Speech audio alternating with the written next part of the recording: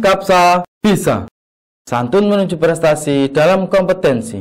Oke, pelajar Skapsa, pada mata pelajaran produk kreatif dan kewirausahaan kelas 11 semester genap, hari ini kita akan membahas baterai. Untuk itu, mari kita simak materi berikut ini. Oke, pelajar Skapsa, untuk materi kali ini kita akan membahas yaitu baterai. Nah, baterai ini juga termasuk komponen yang diperlukan pada emergency lamp.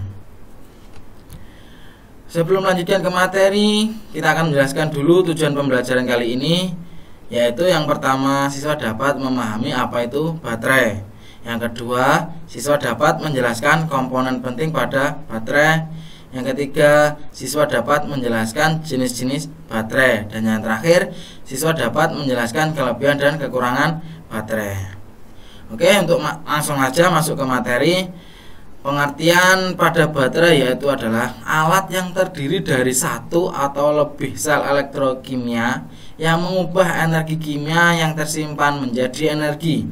Nah, selain itu, fungsi dari baterai itu adalah mengubah energi kimia yang tersimpan menjadi energi. Sedangkan sel baterai adalah unit terkecil dari suatu sistem proses elektrokimia yang terdiri dari elektroda, elektrolit, separator, wadah, dan terminal. Nah, jadi sel baterai itu terdiri dari elektroda, elektrolit, separator, wadah, dan terminal. Oke, untuk komponen penting pada sel baterai tadi kan sudah dijelaskan apa aja yang ada pada sel baterai. Yang pertama tadi adalah elektroda negatif atau anoda. Elektroda yang melepaskan elektron ke rangkaian luar serta mengalami proses oksidasi pada proses elektrokimia. Nah, itu tadi adalah pengertian dari elektroda negatif atau anoda. Terus yang kedua ada elektroda positif atau katoda. Elektroda yang menerima elektron dari rangkaian luar serta mengalami proses reduksi pada proses elektrokimia. Nah, itu adalah elektroda positif. Dan yang terakhir adalah penghantar ion atau elektrolit, yaitu media transfer ion yang bergerak dari anoda ke katoda ke dalam sel baterai saat penggunaan.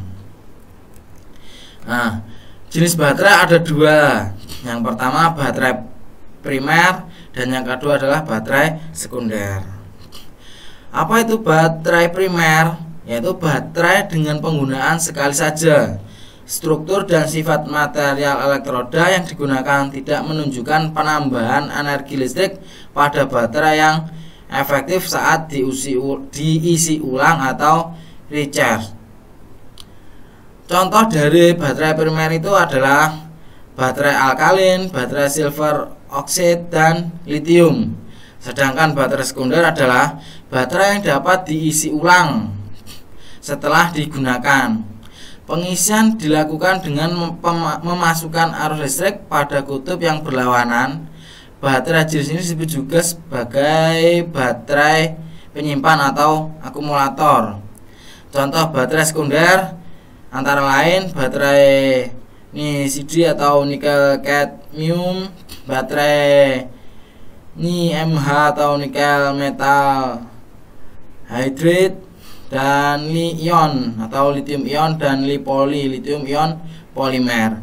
Nah, bedanya baterai primer dan baterai sekunder adalah untuk baterai primer tidak bisa diisi ulang, sedangkan baterai sekunder bisa diisi ulang setelah penggunaannya.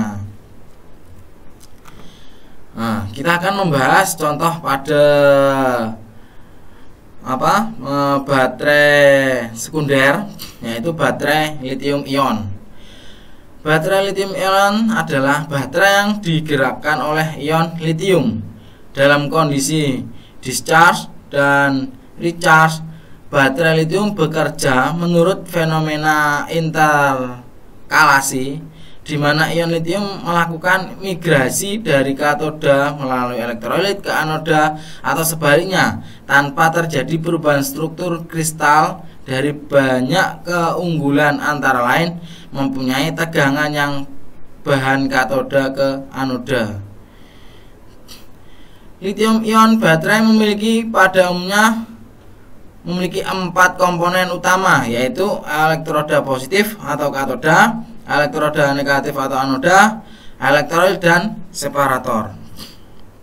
Nah, kita jabarkan elektroda negatif, elektroda positif, elektrolit dan separator. Yang pertama tadi adalah elektroda negatif atau anoda, merupakan elektroda yang berfungsi sebagai pengumpul ion litium serta merupakan material aktif. Nah, itu adalah fungsi dari anoda.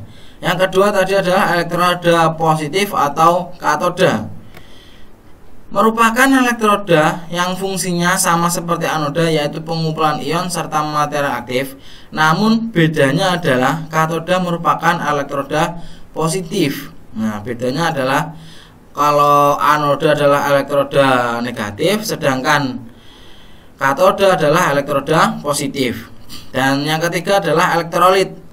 Elektrolit adalah bagian yang berfungsi sebagai penghantar ion litium dari anoda ke katoda, yaitu dari elektroda negatif ke elektroda positif, atau sebaliknya, jadi dibalik, ke katoda dulu baru ke anoda. Sedangkan untuk karakteristik elektrolit yang penting untuk diperhatikan antara lain adalah konduktivitasnya.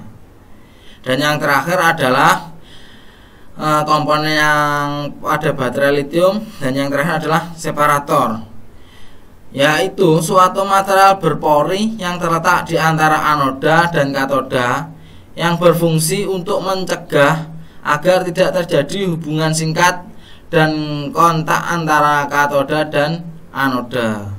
Nah, itu adalah komponen-komponen yang ada pada baterai lithium ion. Nah, ini adalah struktur sel baterai. Nah, banyak sel-sel di sini. Ini adalah strukturnya. Ini adalah gambarnya. Nah, kita langsung menginjak ke kelebihan baterai lithium. Nah, kelebihan yang pertama yaitu memiliki tegangan yang lebih tinggi di antara baterai jenis lain, yaitu dari 1,5 volt hingga sekitar 3,7 volt. Itu adalah kelebihan yang pertama. Yang kedua, bisa bekerja pada suhu yang sangat rendah. Dan yang terakhir, tahan lama, dapat bertahan hingga 10 bahkan lebih dari 15 tahun. Nah, ini adalah kelebihan dari baterai Li-ion atau lithium ion. Dan untuk kekurangannya baterai Li-ion atau lithium ion ini, yang pertama dapat memberikan arus yang cepat pada sirkuit pendek yang dapat menyebabkan panas berlebih, pecah pada baterai, bahkan menyebabkan ledakan. Nah, ini adalah kekurangan yang pertama pada baterai Li-ion atau lithium ion. Terus yang kedua, memiliki banyak resiko untuk pengiriman baterai lithium menggunakan jalur udara, sehingga memiliki banyak peraturan yang mengikatnya. Dan yang terakhir, harganya cukup mahal. Ya, itu tadi materi yang dapat saya sampaikan. Untuk tugas cukup 3 saja. Yang pertama, sebutkan dan jelaskan komponen penting pada sebuah baterai. Yang kedua, sebutkan komponen utama pada baterai lithium ion. Dan yang terakhir, sebutkan kelebihan dan kekurangan baterai lithium ion. Untuk tugas, silahkan dikerjakan di kertas atau di buku tulis, dan harus tulis tangan, nggak boleh diketik atau menggunakan komputer. Jadi dikerjakan tulis tangan di buku tulis, lalu dikirim ke Google Classroom. Baiklah pelajar Skapsa, demikian materi hari ini mengenai baterai. Untuk pengumpulan tugas melalui Google Classroom. Jangan lupa like dan komen untuk mendukung program ini.